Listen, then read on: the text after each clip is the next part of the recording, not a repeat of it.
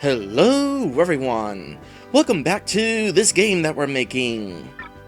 When we last left off, I was pretty much finished making it, quote-unquote finished, and I was going to be going into the actual game to play it for real to make sure that it actually all works.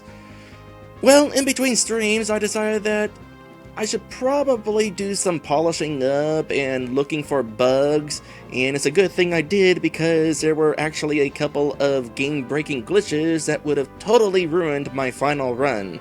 For one thing, at the memory card swap, whenever you discover that Buttertown has been burned, it set you outside the boundary of the town with no way to get in, effectively soft-locking the game.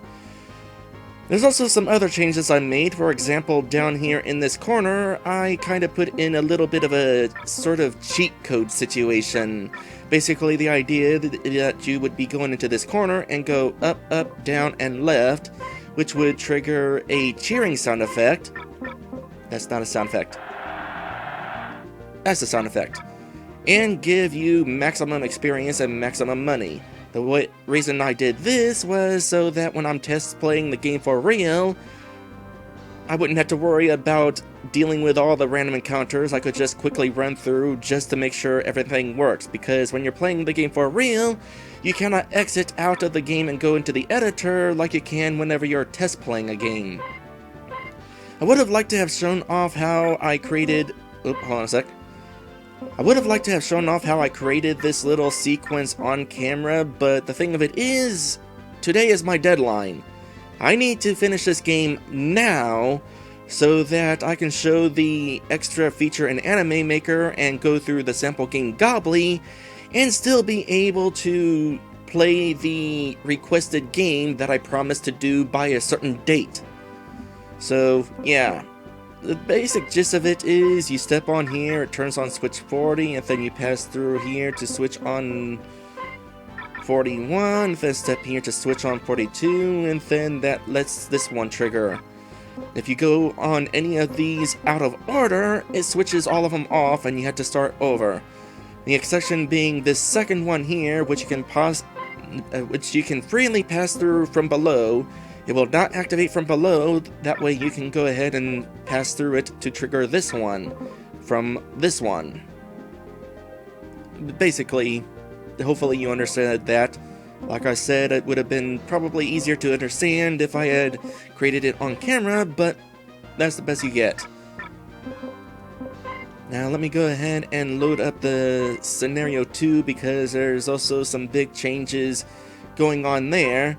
So, you know how I've been test playing this game with Darastrix the Dragon on my team?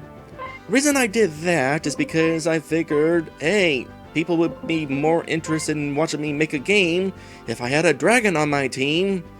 I mean, why make this dragon character and not use him throughout the testing? Well, turns out this created a bit of an issue because while the game is kind of easy with Darastrix on your team, the game is virtually impossible if you don't have Darastrix on your team, and this guy's supposed to be optional. So, before today's stream, I had to do a whole lot of rebalancing to the game, starting off with nerfing Darastrix. For one thing, his... let's see, which spell is it? His Water Breath spell is significantly weaker. Instead of causing 140 damage, it now only causes 40 damage. He had to be nerfed that much. He was that overpowered. I also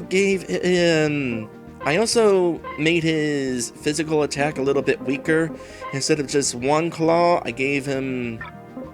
well, let me rephrase that. Normally, he has 2 claws on each hand, and therefore he would be able to attack twice in battle.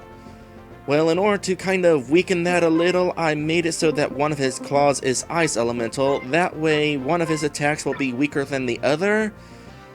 I know it's a little weird for him to have ice claws, considering he's a fire dragon, but the player's not going to see that he has ice claws. I have that hidden. Along with that, I needed to rebalance a bunch of monsters, primarily in the final dungeon, and this included making 2 different versions of Thazamon. Basically, the stronger version of Thazamon you fight if you have a full party of 3, because obviously having 3 characters is going to make him go down faster than if you had 2 characters. I also made the stronger version of Thazamon slightly stronger than the weaker version, although overall both versions of Thazamon they're half as strong as they were before. And in order to make it so that we did have 2 versions of Thazamon to fight, going into the final hallway, I had to basically make it so 2 different things happened, depending on whether you had 1 or 2 party members or you had 3 party members. Basically, 2 different scripts that go on depending on the situation. So here on this page, no, which page? This page. Here is the weaker Thazamon, and here is the stronger Thazamon. After you're defeating Thazamon, then the scripts converge into one single script right here. So that is the big changes as best as I could explain them. With that in mind, let's go ahead and actually get this started. Also, hi Maddie, welcome to my stream. We're going to be finishing this up today. So, if any of you are interested in playing this game, by the way, I will, at YouTube, include a link to the game in the description. Those of you watching this at Twitch, I will include a link in the chat right now. And if you don't see a link yet, that's because I haven't posted it yet. Also, it should be noted that if you want to play this game, you actually need a copy of RPG Maker 1 to play it. If you want to emulate it, you still need to have RPG Maker 1. I mean, might as well emulate it. Nobody's ever going to sell this game new. It's not going to get a remake or anything like that, so it's one of those games that you might as well emulate it because they're never going to sell it again. Of course, the reason why you need a copy of RPG Maker 1 to play this is because all the assets are stored on the disk, while the memory cards simply hold information on how to use those assets. Anyway, let's go ahead and get through this. His curse key made me disappear. Take it. It's kind of been a while since we've explored Buttertown when it wasn't burnt. Grab this while I'm thinking about it, and we'll quickly move onward to Jenny's Inn. And so, the curse of the cursed key was broken with the breaking of the key. Isn't redundancy fun?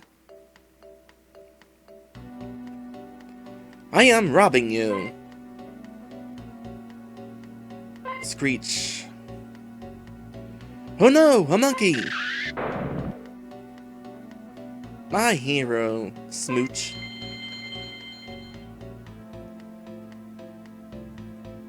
Yay! Let me join you. Screech. But thou must. Screech. But thou must. Hookie. Yay! Let's go to the Inferno. That does not sound like a fun thing that I just signed up for.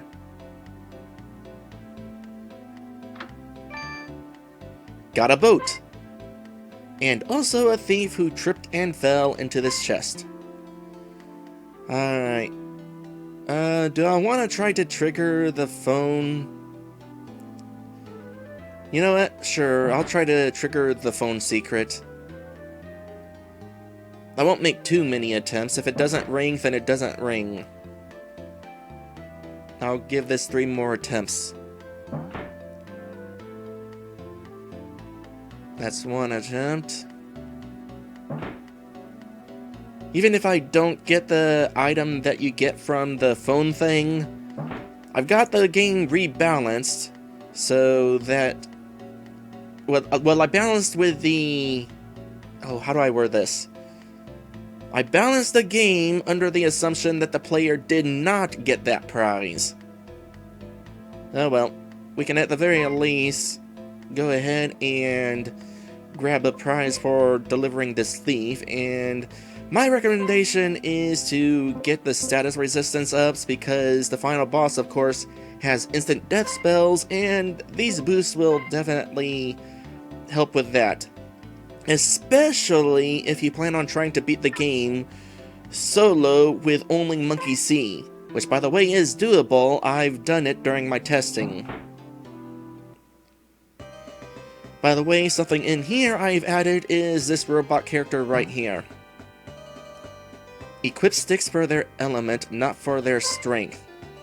This is actually really important advice, because if we go to the shop and look at the stick strength versus the fire stick strength, that's like 10 points or 130 points. The thing of it is, you're using the fire stick against fire enemies, so it's actually going to be causing about the same amount of damage as the stick. And part of my rebalancing is that I made the ice stick and the water stick weaker, at least with the stat that is attached to it. But despite being weaker, their different elements are still going to allow them to be stronger than the fire stick. So that is why I put that information in there, so that the player would ignore the number that is attached to these weapons and focus more on their elements. That said, we still want to buy a fire stick for the sake of having a spell that hits all enemies. Alright, let me go into my settings real quick. Speed this up, and you know what? Since we're doing this final run, let's go ahead and make things yellow again. Because after all, we're playing a game with bananas. Oh yeah, gotta equip this stuff. Just gonna go with the regular stick. That way Jenny can use it in battle as an item. And let's get a random message. Did you know? Nights were more common in the Dark Ages. Makes sense. It is too dusty in there. Some of the minor changes I made in between streams, by the way, was formatting of text to make messages like that centered rather than tucked away in the corner.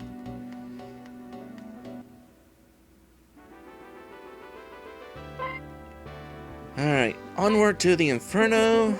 Gonna save. Cause you never know, might have a bit of bad luck and die. It's entirely possible. If all the enemies focused on the same character, that would kinda suck.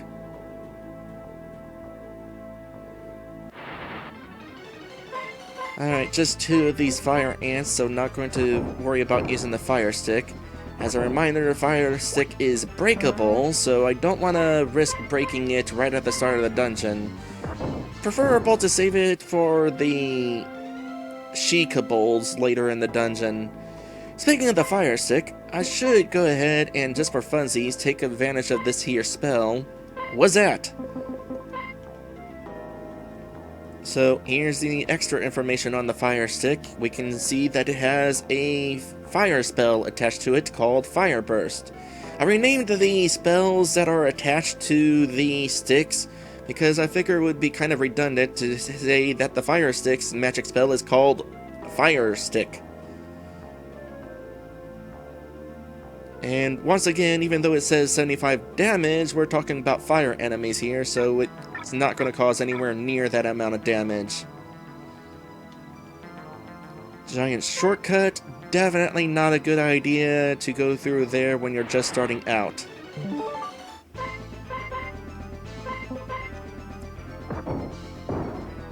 Get rid of these.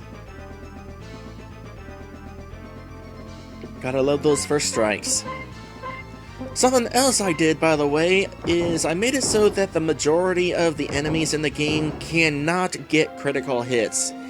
Because those critical hits are crippling, I tell you what.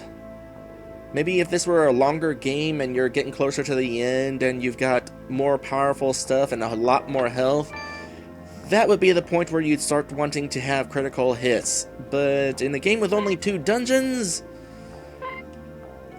No. I turned that off. Anyway, we got a stick now. Let's go ahead and was at that. So, here's the eye stick. There's only 2 in the entire game, so it fetches a pretty price if you were to sell it. It has a frostbite spell, and of course it's ice elemental. Now, as I was mentioning earlier, we got an interesting strength difference here with this having an attack of 80, but this having an attack of 130. That said, the ice stick with the attack of 80 is going to cause more damage than the fire stick because enemies aren't as resistant to ice as they are fire. So let's see here. I'm just gonna go straight to the hammer. And here we got a couple of these she-kobolds. We haven't leveled up yet, so at this point, I'm gonna use the fire stick. That'll get rid of the fire ant and one of the she-kobolds, and the other one is guarding.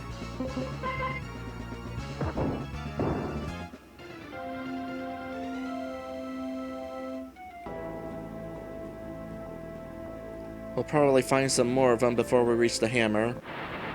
Yep. Couple.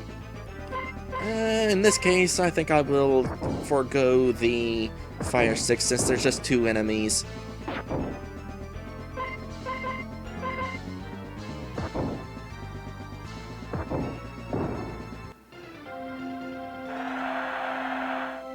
And there's our first level up. Each of us learned a spell, so let's take a quick look at what those are. So we got Dance, which confuses all enemies. It's more helpful than you'd expect, because even if enemies wind up immediately becoming unconfused, it would still afford you an extra turn, because they lose their turn being unconfused.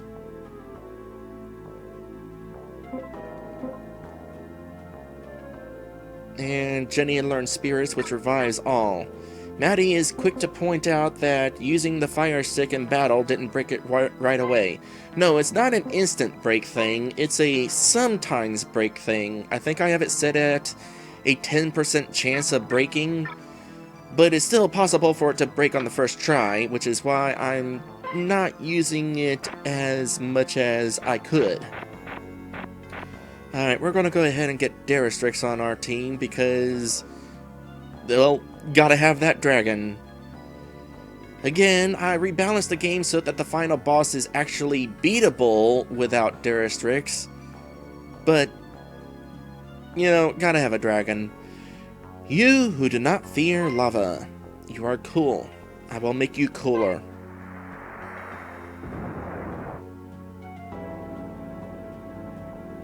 Take these scales and let me join you. Screech. Screw you, I'm a dragon.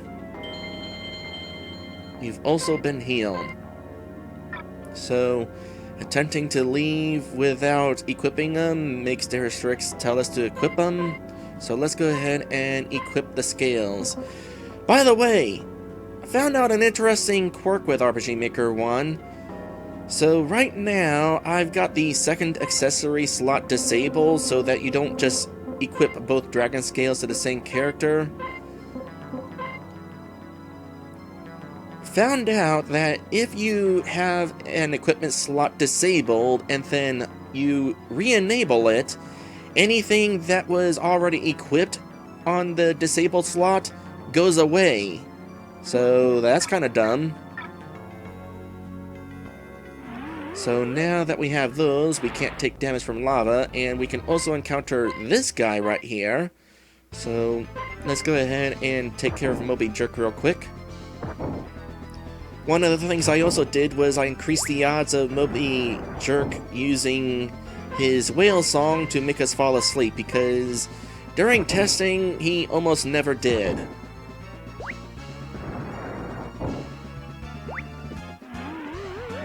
So there it is. Thankfully, we actually resisted it this time. Oh yeah, I should probably use those status resistance ups.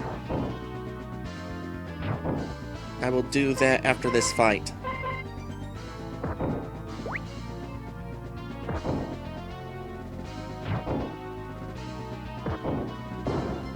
Monkey C has a small chance of counterattacking.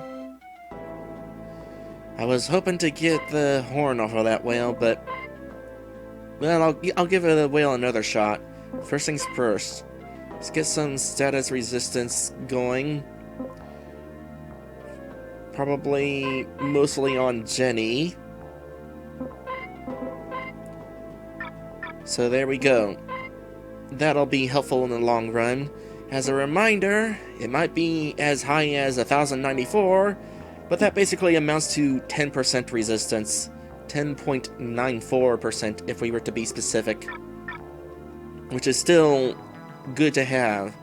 Alright, I'll try to get one more fight against Bismarck and make one more attempt at getting the horn item.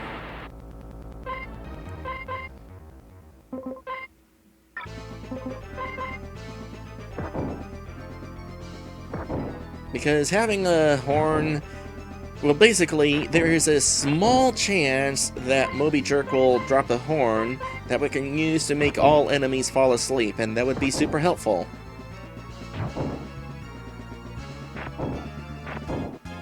There's that situation, by the way, with Daristrix's second attack being weaker than his first, thanks to one of his claws technically being a different element. And there's one disadvantage of the AI, by the way. Because Jenny's health got low, Daristrix knew to use a healing item, but sometimes they get a little confused and use the item on the wrong person. That's kind of dumb. Usually they get it right, but not always. So ideally, after this fight, I'm gonna go into the plan feature and make it so that he doesn't use items. Nope, no horn. Alright, so settings, plan, Daristrix, don't use items.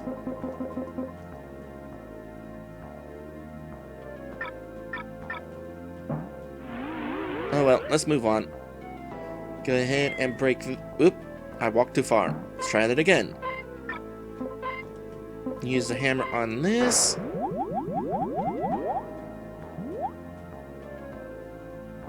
And we can get this treasure. Hooray! This is what I wanted! Now we can fly to the sun! I don't know. Which option do you think, guys? Let me try it again. Which option do you guys think would be the best one here? I'm gonna say... Screech. Okay, fine. You don't have to come with me. All three options result in the same thing, by the way. Alright, got some ratishes. Oh yeah, and Jenny will sometimes steal HP from enemies she attacks. And I forget what Daristrix's special ability is. Oh yeah, speaking of Daristrix, I increased his level, his starting level from level 1 to level 5 because, well, if the player for whatever reason didn't get Daristrix until right before the final boss, he would be completely worthless.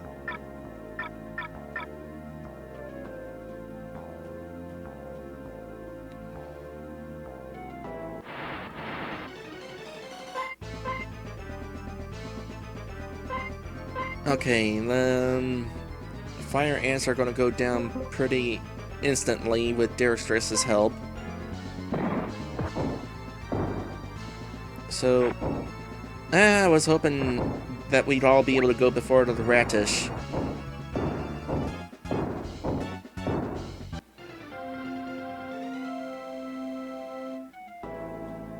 Alright, so we're going to go into the giant's hallway now, so that we can fight these guys. This section here has a really high encounter rate.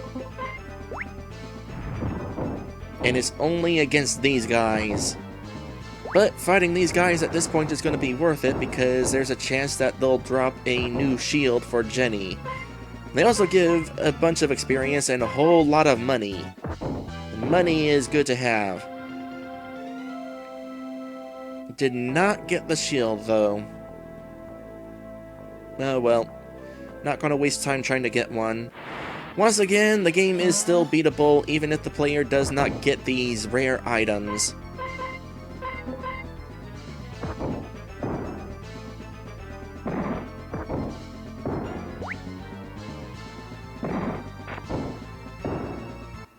Nice.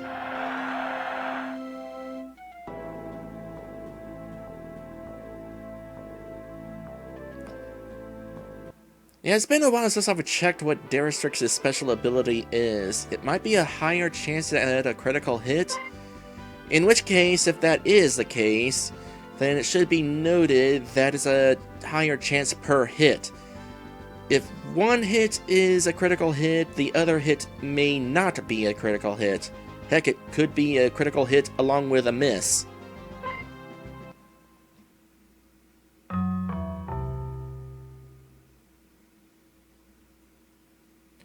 Well, Buttertown is suddenly a little less green. This is a pretty good position for a cliffhanger, I would say. So you know what? Sure, let's go with that. We will be right back, and when we come back, we will proceed onward onto card number 2 and bid farewell to Magma Opus once and for all.